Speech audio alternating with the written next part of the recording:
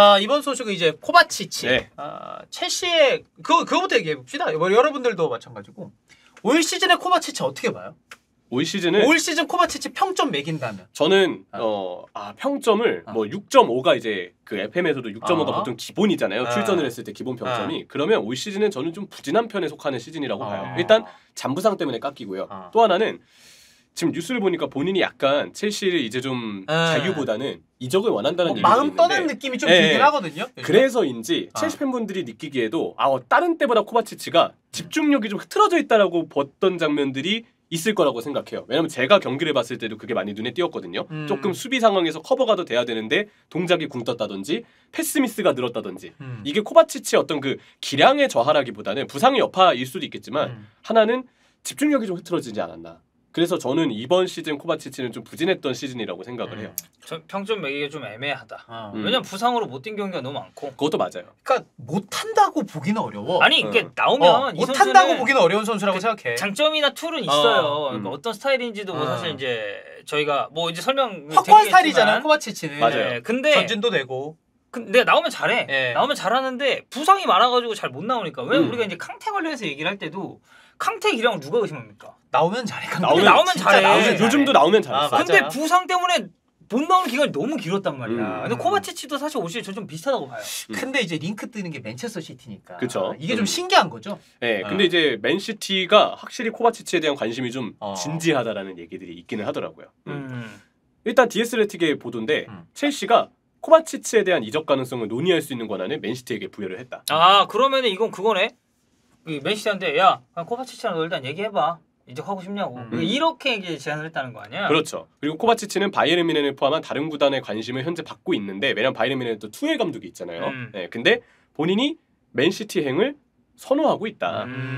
이적 초기 대화는 클럽 간에 일단 이루어졌고 아직 이적료에 대한 구체적인 논의는 없는데 뭐 구단 간에 조금 이제 접촉이 시작될 분위기다 정도로 뭐 좀 간주할 수 있을 것 같아요. 서로 그러면 이제 소통을 하고 있나 보네요. 뭐 코바치치 뭐 이제 맨시티가 예를 들어 오퍼를 좀 우리 관심 있는데 어떻게 생각하냐 그러면 뭐 일단 선수한테 물어봐야 되긴 해야 되는데 우리도 뭐 처분하면 할 수 있어. 그렇죠. 뭐 약간 이런 느낌의 대화가 아니었을까. 그래서 창구가 열렸다. 구단 간의 창구가 열렸다는 느낌이고 로마노는 코바치치와 맨시티는 개인 조건 합의에 매우 이제 근접이 됐고 맨시티와 첼시는 이적료 논의를 위해서 직접 연락할 것이다. 그리고 코바치치는 첼시를 떠날 것이다. 이거를 좀 조합을 해보면 어제 디에스레틱이랑 로마노 얘기를 좀 조합을 해봤을 때는 첼시가 코바치치의 이적 가능성 논의할 수 있는 권한을 맨시티에게 부여를 했다는 건 결국 이제 로마노 얘기처럼 이 개인 조건 합의에 근접했을 수 있다. 왜냐면 둘이 다이렉트로 연락을 할 거니까. 첼시도 어쨌든 지금 코바치치를 하는 거네. 팔겠다는 입장. 왜냐면 이번에 첼시도 선수 판매가 중요합니다. 첼시는 일단 선수 영입보다 무조건 선판매예요. 우선이 선판매예요. 그리고 이제 장기 계약으로 잡아둔 선수들이 많잖아요. 이번 맞아요, 때. 맞아요. 그래서 진짜 코바치치처럼 계약 시즌 이제 한 시즌 정도 남은 친구들을 오히려 빨리 정리하는 게 이 선수가 스쿼드에 도움되는 것보다 더 중요한 문제일 수 있어요. 그래서 일단 첼시도 선수 판매에 좀 열려 있고 가능한 한 판매 가능성이 가장 높은 구단을 선택할 텐데 그런데 지금 맨시티에게 일단 계약 그 권한을 열어줬다는 거, 협상할 수 있는 권한을 열어줬다는 걸 봤을 때는 확실히 맨시티의 관심이 좀 진지해 보이고 첼시 입장에서도 어느 정도 코바치치와 맨시티가 연결됐다고 느끼지 않았을까 그렇게 좀 보고 있습니다. 코바치치 저희 댓글 채팅창 보면은 코바치치야 그바르디올 잘 꼬셔라. 왜냐면 시티가 지금 그바르디올 데려오려고 하니까. 크로아티아 같은 국적이잖아요. 크로아티아 그러네요. 첼시 입장에서는 이제 그렇게 좀 생각을 해볼 수가 있죠. 어쨌든 코바치치가 첼시랑 지금 마지막 캠이라 계약이. 그래서 재계약에 대한 논의가 이 둘 사이에 나오지 않았고 지금 어쨌든 이 중앙자원은 조르지뉴는 나갔어요. 조르지뉴 나갔고 캉테 부상이 너무 많아. 근데 코바치치도 부상이 많은 자원이에요. 치크?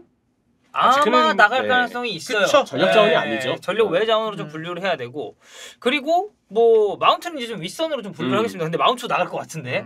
그럼 이제 중앙 자원들 중에서 누구를 중심으로 지금 팀을 꾸리려고 하느냐? 무조건 엔소죠. 맞아요. 엔소 페르난데스 중심으로 중원을 꾸리고 있기 때문에 이렇게 비대해진 스쿼드에 대해서 정리를 할 필요가 있단 말이죠. 이 자리에 뭐 새로운 중원 자원들이 영입이 되는 한이 있더라도 그래서 이제 코바치치를 판매하면서 어쨌든 주급 상황에서도 슬롯을 좀 비워놔야 될 거 아니에요. 왜냐면 주급에 대해서 지출 너무 막대하면 또 안 되니까. 무엇보다 계약이 1년 남았어요. 지금이 판매할 수 있는 적기입니다. 지금 안 팔면은 이제 나중에 코바치치로는 돈 수익을 못 걷어들이는 거고 지금 첼시 스쿼드 상황을 보면 이미 약간 팀에서 마음이 떠나 있거나 아니면 부상 때문에 당장 전력 가문도 쓰기 애매한 자원이 1년이라도 더 잔류하는 게 첼시 입장에서는 부담이 되거든요. 그러니까 당연히 코바치치를 무조건 팔겠다라는 스탠스를 취할 수밖에 없다고 생각합니다. 뭐 이제 코너 갤러거 같은 선수들도 있고, 뭐 이제 나머지 선수들 같은 근데 갤러거도 경우는 주전급은 아니죠 지금은. 갤러거가 저는 갤러거 좋아하거든요. 진짜 투지는 있는데. 저는 그래서 급할 때 갤러거 보면서 와 진짜 첼시 오면은 몇 달러 자리에서 기가 막히게 할 수 있겠다 이 생각했는데 금발에 잘생겼고. 근데 안 되더라고요. 아니 시즌 막판에는 공격 포인트도 많았고 실제로 올 시즌 리그 경기 뛴 거 보면 갤러거 첼시 미드필더 중에서 정말 많이 뛴 편에 속하긴 해요. 근데 조커로 뭐 많이 교체가 많이 나오긴 나오긴 해서. 그래서 어쨌든 첼시는 아마 뭐 이런 이유 때문에 이제 코바치치를 보내려고 하는 것 같고. 맨시티랑 어울려요? 어쨌든 지금 긴도안이 약간 뭐, 거취가 맞아 애매하죠. 나갈 수도 있고 아니면 뭐 시티 측에서 뭐 1+1 재계약을 제의한다는 얘기도 있어요. 근데 그러면 균도안이 나갔을 때 어쨌든 균도안이라 하면 사실 우리가 뭐 기동력이나 수비적인 부분에서는 이 선수가 단점을 분명히 가지고 있는 선수지만 올라갔을 때 그리고 박스 부근에서의 타격 능력, 공격 포인트 양산 능력은 좋단 말이에요. 센스 있죠. 센스 있어. 근데 코바치치를 보면 이 선수는 어쨌든 볼 캐리가 되고 전진성이 강하고 이런 점을 미뤄봤을 때 균도안이 뭐 완벽한 대체자라기보다는 그 자리에 코바치치처럼 전진할 수 있는 성향의 미드필더를 펩이 원해서가 아닐까. 저는 그렇게 생각합니다. 제 생각은 이 코바치치의 영입 관련한 이슈는 아주 철저하게 뎁스를 강화하기 위함이다.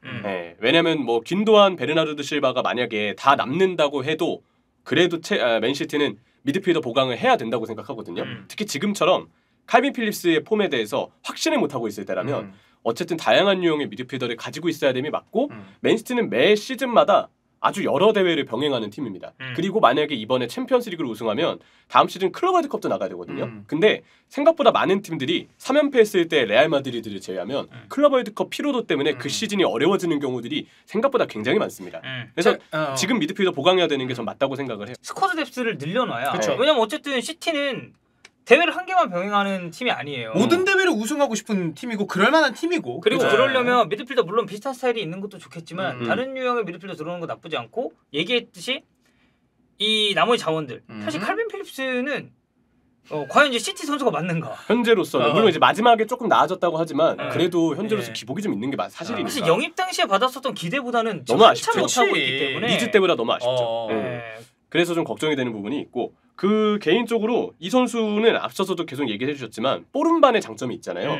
확실한 툴을 가지고 있기 때문에 아마 펩 가르디올라 입장에서는 뎁스를 강화하면서도 중간중간 볼을 운반할 수 있는 2-3선의 연결고리 역할을 강화하기 위해서 조금 더 다양한 선수를 쓰기 위해서 코바치치를 중원의 옵션으로 생각하는 게 아닐까. 그 이유라면 제가 보기에는 펩 가르디올라가 코바치치를 원하는 이유까지도 생각이 좀 들고 펩은 좀 영리하게 움직이고 볼을 잘 다루는 선수를 원하는데 코바치치가 그런 영리함을 가진 선수도 맞고 볼도 잘 다루는 선수, 운반으로 중원의 새로운 옵션을 가져다 줄 수 있는 선수도 맞아요. 그리고 코바치치의 최대 단점은 박스 타격이거든요.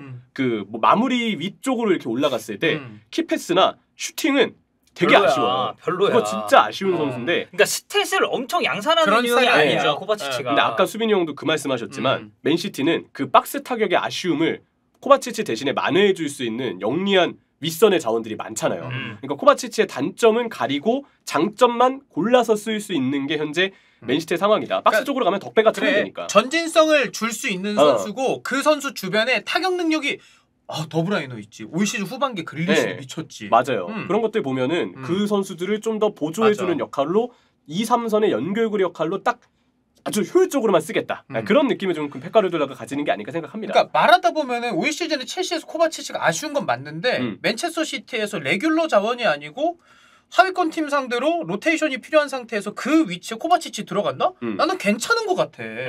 뭐 이거 이정료는 아직 얘기가 나온 게 아니니까. 그렇죠. 그리고 지금 상황을 어쨌든 좀 보면은 지금 잔여 계약 1년 남았는데 3천에서 4천만 파운드 정도 원한다고 하거든요. 이거 하나로 하면은 한 500억에서 650억 정도 돼요. 근데 이제 그런 약간 딜레마에 봉착할 수 있는 건 어쨌든 코바치치를 완전히 닭주전으로 믿기에는 이 선수는 부상도 있고 그쵸. 그리고 이제 스타일상으로도 어쨌든 만약에 이제 정말 균도한 자리를 대체를 하려고 하는 거라면 그 박스 타격 능력이 좀 필수적이거든요. 근데 그거는 그게 안 코바치치가 안 되잖아. 돼요. 그러면 그보다 약간 아래로 봐야 될 거예요. 그럼 결국 이제 어떻게 보면 상위호환 느낌은 아닌 거야. 그치. 그러니까 네. 로테이션 멤버로 만약에 분류를 한다면 로테이션 멤버에 좀 5,600억을 태울 만큼의 가치가 있나? 네. 이렇게 접근할 수도 있다는 거죠. 맞아요. 저는 그래서 지금 이정료 얘기가 나왔잖아요. 여기서 이제 맨시티 입장에서 반대하는 이유에 대해서 얘기할 차례가 온 것 같아요. 이정료가 지금 계약 기간 2년 남은 선수에게 3,500만 얘기가 있거든요. 그 아까도 딱 3,000에서 4,000만 파운드 사이니까 한 딱 중간이 550억, 60억. 네, 그 정도잖아요. 근데 이거 첼시가 잔여 계약 1년 남아 있고 뉴스를 보면 FFP 때문에 첼시가 오히려 판매에도 급한 상황인데 맨시티는 그럼 오히려 이 상황을 이용을 해야 됩니다. 그렇지. 네, 이정료 깎아야 돼요. 왜? 첼시는 올해 못 팔잖아? FA야. 그래요. 다음 시즌에. 그러면 이제 그걸 이용해서 오히려 맨시티는 그리고 제 생각에 아까도 얘기했지만 제 생각엔 이 선수는 무조건 닥주전급으로 쓸 생각은 아닌 것 같고 쓰려고 해도 쓰지 못할 거예요. 부상이 너무 많거든요. 그래서 펩 가르디올라나 맨시티 입장에서도 무조건 이보다는 좀 더 적은 금액으로 그냥 중원의 뎁스를 강화하는 용도로 써야 되는데 그만한 적절한 이정료가 지금 3,500만이 과연 맞을까? 그건 아닌 것 같아요. 너무 비싸다고 생각을 하고 또 하나는 그냥 선수에 대한 호불호가 갈릴 수밖에 없는 요소인데 잔부상 많은 선수는 불호가 많을 수밖에 없어요. 그리고 잔부상 많은 선수를 만약에 500억 주고 한다? 이것도 이거 나름대로 리스크고. 그쵸? 쓰려고 하는데 이 선수가 없어가지고 어쩔 수 없이 주전 선수가 로테이션 안 돌리고 나와? 이러면은 저 금액 아깝지. 쓰지를 못하는 건데. 아니 그러니까 이렇게 봐봐. 이렇게 항목을 우리가 만약에 예를 들어 나눠서 따져보면은 자 코바치치 계약이 조금 남았는가? 그렇다. 1년 남았잖아. 이번 시즌 잘했나? 아닙니다. 부상이 있었나? 부상 많죠. 근데 이런 점을 종합을 해보잖아요. 그러면 500억, 650억 얘기가 나올 게 아니라는 거지. 그래서 맨시티 입장에서는 아니 뭐 코바치치 알긴 알겠는데 이 종류는 좀 아니다라고 팬분들이 얘기할 수밖에 없는 게 저는 지금의 상황이라고 생각합니다. 어쨌든 뭐 코바치치가 가진 장점이 있고 그러니까 왜 원하는지는 알겠지만 그 이정료가 좀 합당하게 됐을 때 시티 입장에서 조금 더 매력적인 자원으로 분류가 되지 않을까 싶습니다.